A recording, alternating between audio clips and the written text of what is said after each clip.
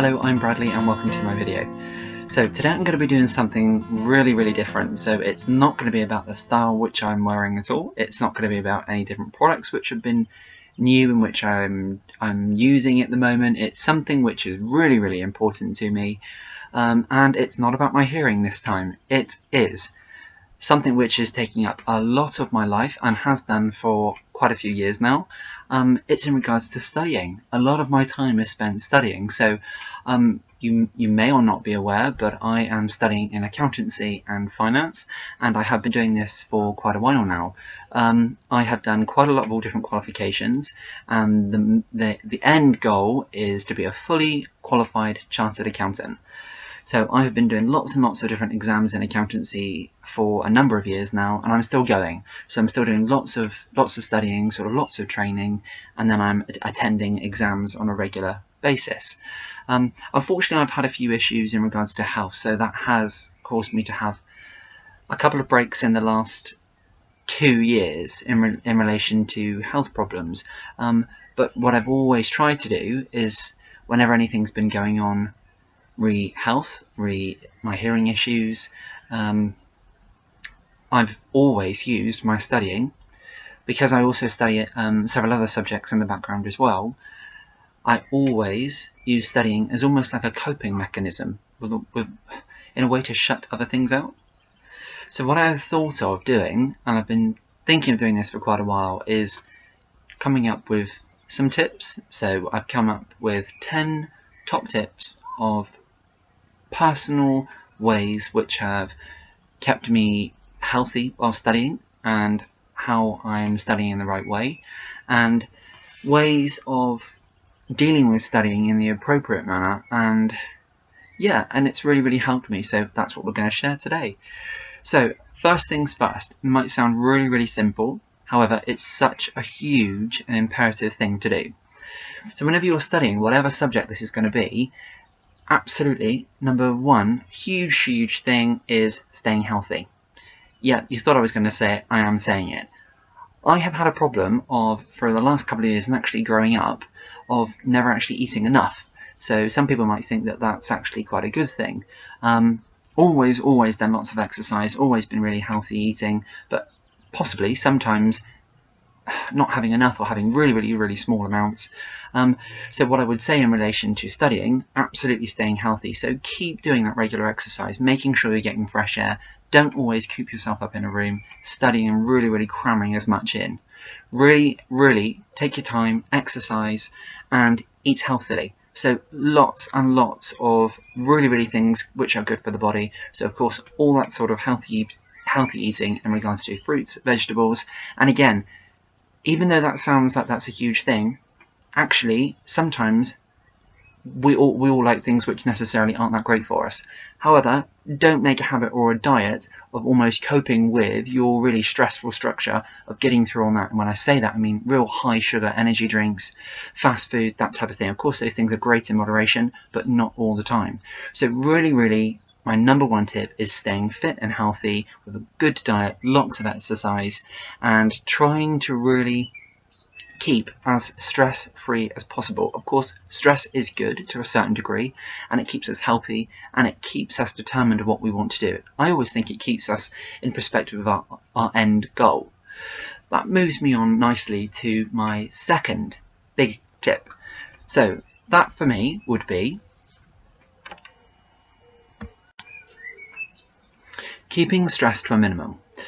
And when I say that, mindfulness. So first of all, I haven't always used mindfulness at all, and mindfulness for me, first of all, was something which I would kind of almost look at and almost very quickly make an assumption that I'm not that type of person. I'm never really going to be using mindfulness. However, when I started doing research online about mindfulness, it can be so helpful. So when I looked into mindfulness, it's all about sort of clearing your mind, concentrating on something. This is in simple terms. I might be absolutely wrong on this, but for me, this is how I've been trying to concentrate with mindfulness. And it has helped. To a degree, it has helped. And it's something I try and use, not on a daily basis, I'm not going to lie, but it's something which often comes in my mind, and it's something which I do practice to keep stress at bay. So for me, mindfulness is almost locking out those thoughts, those stresses, those fears, those anxieties, concentrating on one place or one thought, and just breathing and keeping everything going really, really natural. However, if those thoughts start to come back into your mind when you're in that zone of concentrating on that one image or that one place, or that's something which you are trying to keep your mind on, it's the act of being able to try and keep everything out and you to keep concentrating on that image or to keep yourself in that zone. And it does work. It takes practice, and believe you me, it's not easy. It certainly is not easy, and it takes a lot of practice to keep you going with that. But mindfulness is great for keeping you healthy, and it's really, really great for keeping a perspective on things, particularly when you're studying. So for example, if you are doing lots of sort of high energy studying, you're really, really going for it, and you're almost not making no time for yourself, then once you finish studying, you've got all those worries coming into your mind. Have I covered that subject? Have I done this? What if I forget that? It happens to me a lot, and particularly of accountancy, when it's all numbers and figures, it really, really can run away with you. Mindfulness come into my mind where, pardon the phrase there, came into my thoughts after doing research. I tried it, really, really didn't get on with it, and thought to myself, that's never ever going to be me. However, I kept it in mind, I kept going back to it, I kept trying to get back onto it, and sometimes it worked, sometimes it didn't. However, what clicked for me was I tried to concentrate on holidays, previous holidays. I tried to image where I wanted to be in my life, and I really tried to make it around that. However, no, that made things worse, and it made it almost really, really difficult to keep my mind on that. When it clicked was actually one late evening. I have an Alaskan Malamute, and I was taking him out in the garden late in the evening before he went to bed. And I looked up at the moon, and it was towards the end of the month, and it was an absolute clear sky, and you could see the stars, and you could see this stunning, bright, white moon. And in that moment, that clicked to me and thought, I can use that image. And very often, even though I'm doing this now, if I have got anxieties, I can see it in my thoughts now actually, even when I've got anxieties, or if I'm quite stressed about things, or things which are going on in our personal lives, and we all have them, that's my image I go to now. It's not been for very long, so I'm working on that mindfulness, and very often before I go to sleep at night, that's my last thought, because sometimes if you're that overwhelmed with thoughts and worries, mindfulness, going to that place which you have, going to that thought, or that image you hold dear to you, really, really helps. Breathing, locking everything out, concentrating on that thought.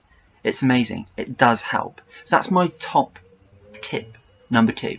So moving on. Top tip number 3 for studying.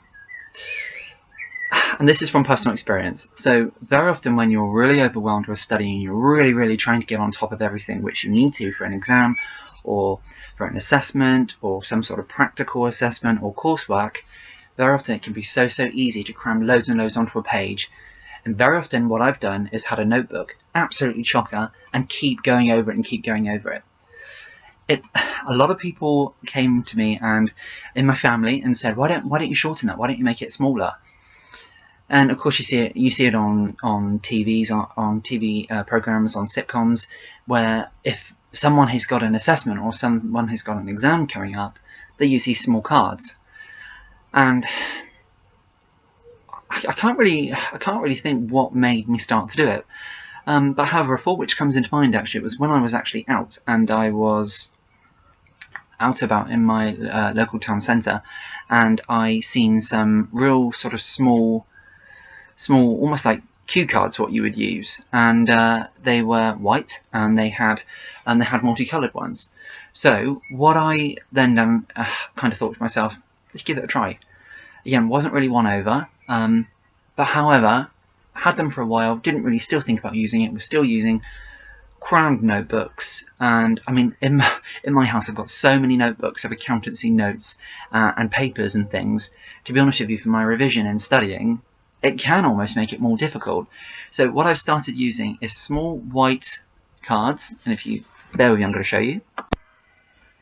Okay, so these, absolutely fantastic. Came across them, never really thought too much about them. You get loads of them. I bought these. Where did I buy these? W. Smith's, I believe. And you can buy them fantastically in the works as well. And sometimes you get bright colours of them as well. Like I say, had them for a while. Didn't really use them. One day, thought to myself, this is getting way too much. It was causing me more stress. Started writing key facts down. So cutting out all the lengthy things which necessarily I didn't need for the subject matter which I needed to remember or needed to revise or keep in my mind. So I started using them. First of all, done it completely wrong, put loads and loads of information on there and then turned over onto the back of them and made them still just as chocker and crammed. Didn't work for me. Wasn't until I rethought and thought to myself, I need to make this completely more simple. Need to really break it down.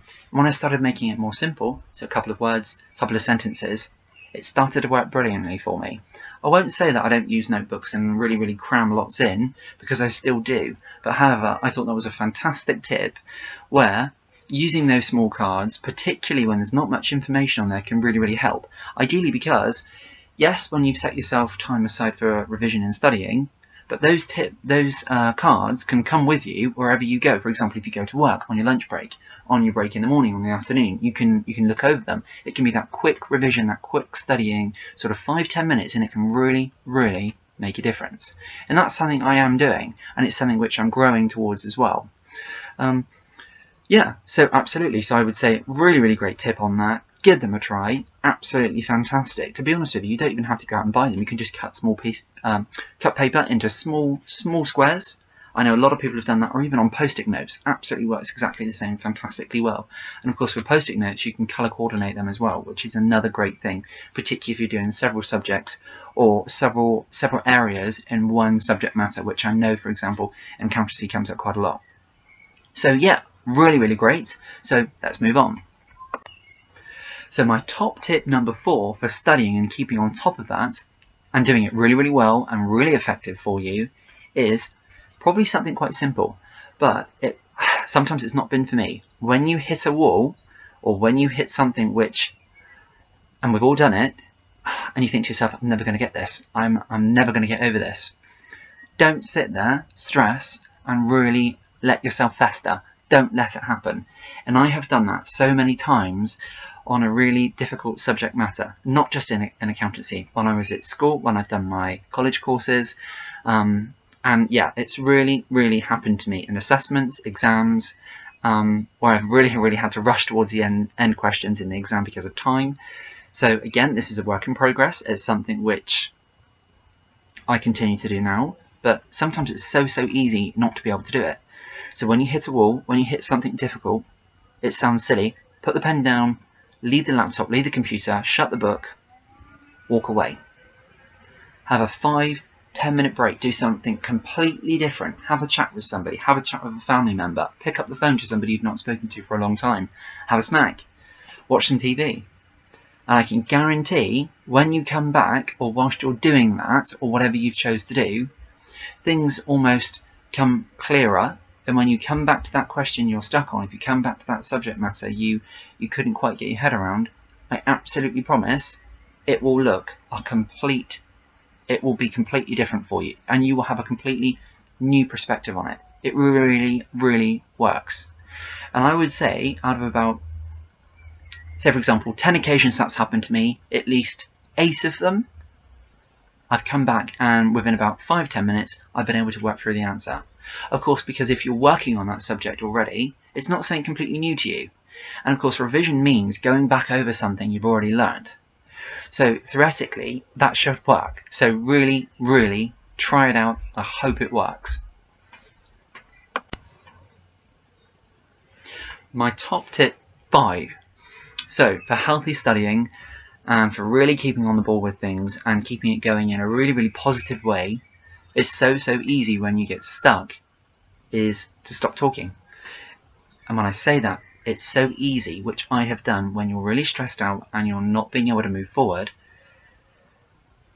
you kind of close down. You don't talk to people around you. For the rest of that evening you might be really grumpy, you might not want to speak about things because you're so stressed out on getting that perfect or making sure that you've got that clearly in your head for your exam or for your assessment. You kind of shut down. So for my top tip is keep talking, keep it flowing. Family members, keep talking to them. If somebody asks you as they walk past you, if you're in a study or if you're in a lounge or wherever you do your studying to, and they ask you what's wrong and they can see you're really, really stressed, worst thing you can say, I'm fine. Snap at them. Don't do that. Say to them, open up, I'm actually stuck on this question. Okay, they might not know the subject you're working on. 9 times out of 10, they're probably not going to. In a family, we have so many different arrays of subjects in careers and things going on. That's probably not going to be the case. They absolutely understand it completely how you do. But a different perspective on things can certainly help. And even if it doesn't, just talking about something. Sometimes when you're talking about something, you almost undo that knot you've created in your head, what's made you close down, so it comes clearer to you. So certainly, keep talking. Really, really important. And again, it's got me through a couple of times. I'm so guilty at times of when somebody's asked me a question about something, if I've got stuck on it. I'm fine, thank you. Whereas sometimes I've gone back to that person and said, actually, do you know what? I'm stuck on this question. I've read the question back through. Very often I've done this with my mum. I've done this with my brothers before. And it's something which by the end of, and it's probably happened to me about twice actually within the last couple of months, when I've read it back through, I've even not read the question properly. How many times do people do that? So this is a fantastic tip for that. So really give it a try. It does help. It really, really does help, I believe.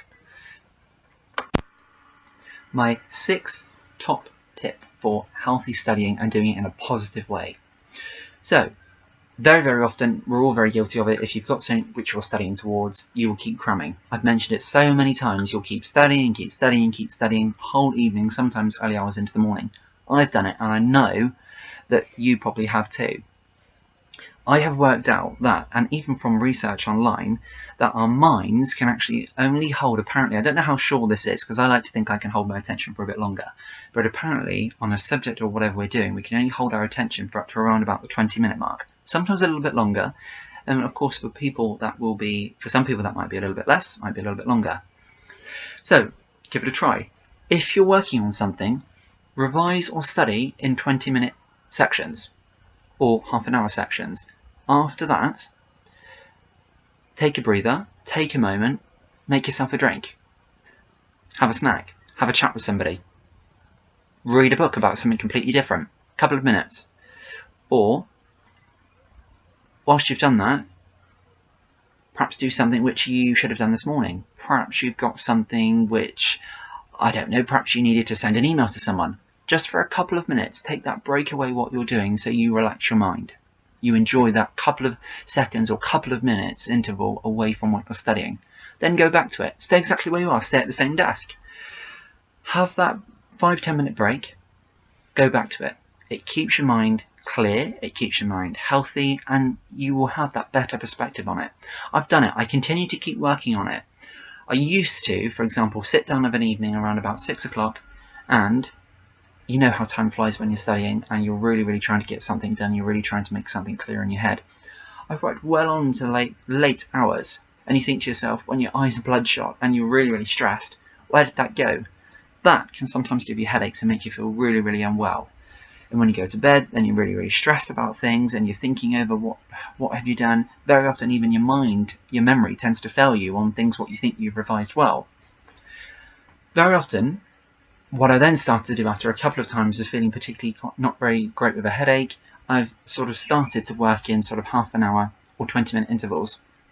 What I tend to do working on accountancy is, because I work in a professional role in a bank as well, I very often go to our company's website, have a look at what our customers see about us, so I can keep on top form within my job of what customers are seeing, because of course sometimes in a company perspective what you're knowing is different from what our customers know.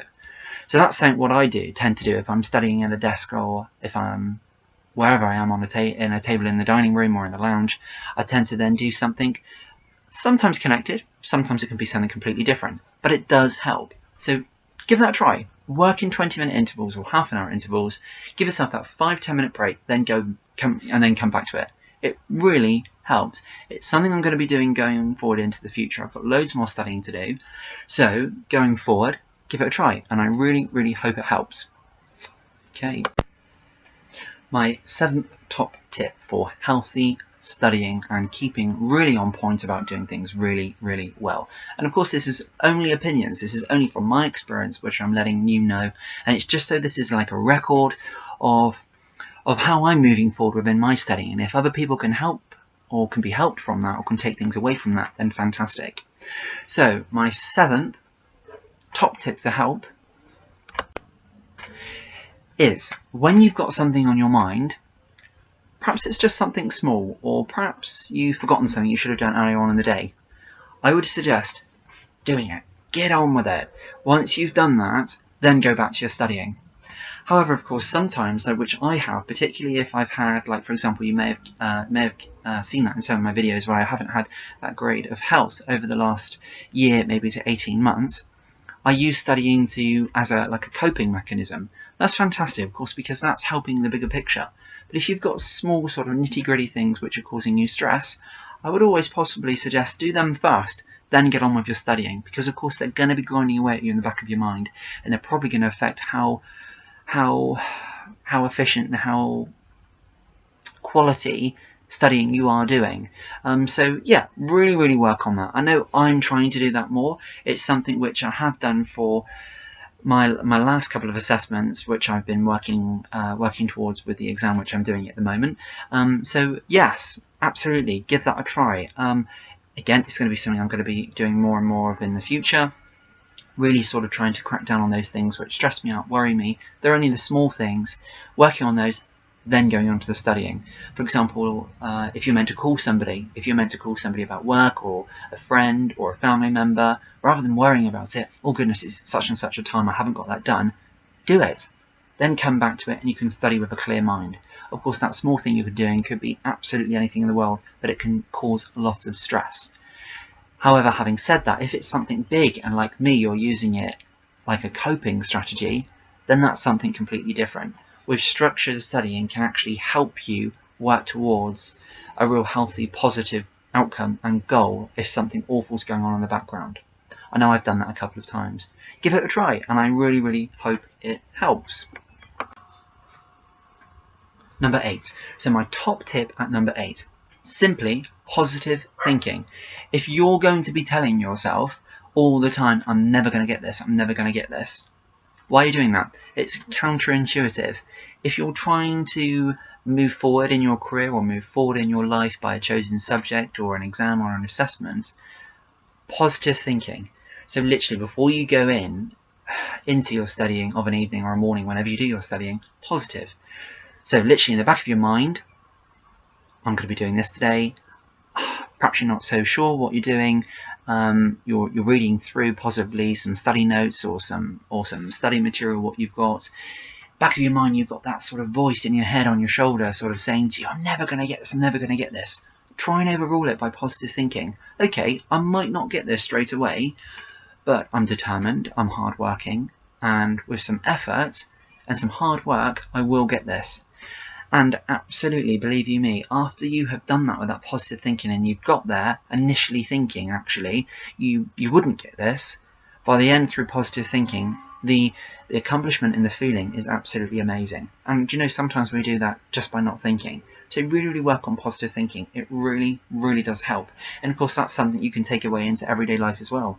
Negative thinking doesn't have a very good effect on our well-being, on our health, and just all small things, sort of, even if it's to do with family, if it's to do with work.